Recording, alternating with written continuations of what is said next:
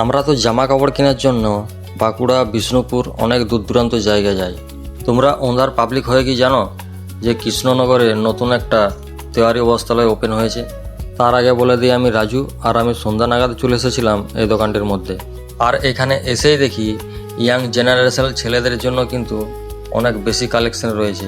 যেমন ট্রেন্ডিংয়ের মধ্যে এখন চলে কিন্তু 6 প্যাকেট প্যান্ট, আরও কিন্তু প্যান্টের অনেক রকম কালেকশন রয়েছে। আর এখানে টি শার্টের কথা কি বলবো তোমাদের, এখানে অফুরন্ত টি শার্টের কালেকশন রয়েছে।